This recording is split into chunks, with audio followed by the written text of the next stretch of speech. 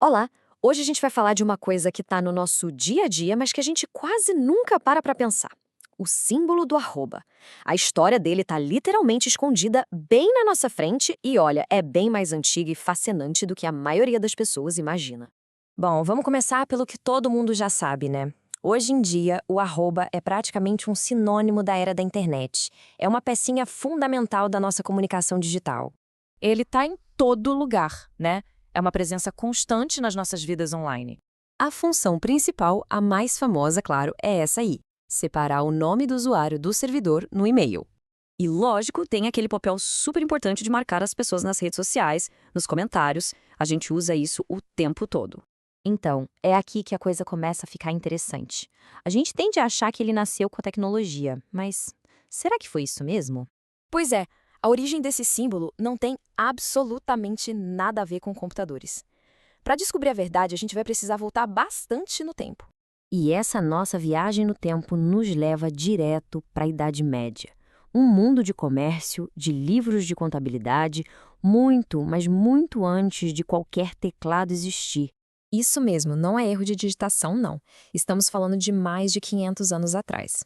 Nessa época, os comerciantes europeus já usavam uma forma primitiva desse símbolo nos seus registros. A explicação é que o símbolo nasceu como um jeito mais rápido, uma abreviação da palavra em latim, ed. Os comerciantes da época precisavam de uma forma ágil de escrever algo como ao preço de. E esse exemplo aqui ilustra perfeitamente. Se um comerciante escrevia isso, todo mundo entendia. 10 garrafas, ao preço de 2 moedas cada uma. Era pura eficiência comercial.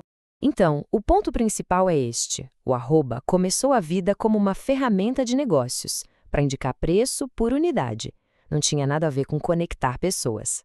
Ok, mas como é que um símbolo comercial, lá da Idade Média, conseguiu sobreviver por séculos até parar nos nossos computadores?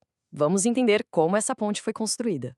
Essa linha do tempo aqui resume a jornada incrível dele. Saiu dos livros de contabilidade e foi parar nas máquinas de escrever lá por 1885, justamente porque ainda era útil para os negócios. E foi por estar ali, no teclado da máquina de escrever, que ele ficou na posição perfeita para o seu grande momento, em 1971. Agora, o que é genial é a simplicidade da escolha. O programador Ray Chalminson precisava de um caractere qualquer para separar o nome do usuário do servidor. E o arroba era perfeito. Primeiro, já estava ali no teclado. Fácil. Segundo, quase ninguém usava em nomes de pessoas ou na programação. E terceiro, mais importante, o significado original de em ou a se encaixava como uma luva. Fulano em tal servidor. Faz todo sentido. Foi uma solução elegantíssima, sabe? Pegaram um símbolo super antigo e deram para ele uma vida completamente nova.